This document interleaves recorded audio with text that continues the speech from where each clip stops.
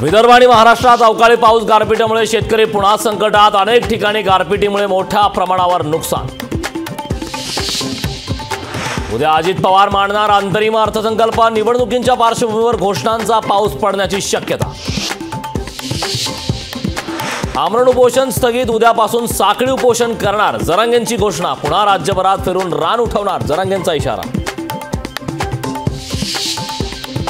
कार्यक्रम म्हणजे काय समजायचं साहेब, जरांगेंचा जीव गेला तर मुख्यमंत्री जबाबदार असणार का? शिंदेंच्या वक्तव्यावर काँग्रेसचा ट्विट करून सवाल।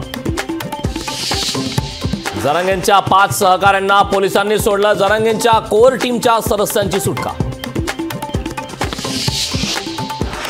मराठवाड्यात काँग्रेसला मोठा धक्का। माजी मंत्री बसवराज पाटील यांचा काँग्रेस कार्याध्यक्षपदाचा राजीनामा। येत्या 2 दिवसात भाजपात प्रवेश करण्याची शक्यता। अजित पवारांनी अनेकांना संधी दिली। युगेंद्र पवारांनी अजितदादांकडे यावं, संधी मिळेल। लोकशाही पॉडकास्टमध्ये अमोल मिटकरींचा युगेंद्र पवारांना सल्ला।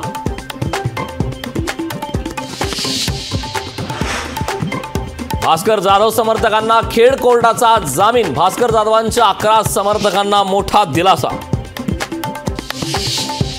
महाविकास आघाडीच्या बैठकीची तारीख बदला। वंचितची पुन्हा मागणी।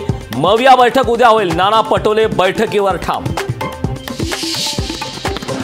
बारामतीत नणंद भावजय वाद पेटला। सदानंद सुळेंनी भाषण केलं तर मला मत द्याल का? सुप्रिया सुळेंचा सुनेत्रा पवारांना चिमटे।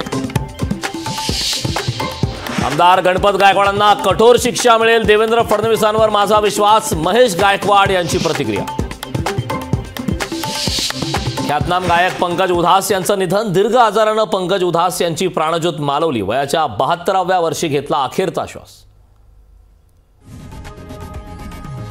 लोकशाही मराठी ऐका, पहा, जागरूक रहा।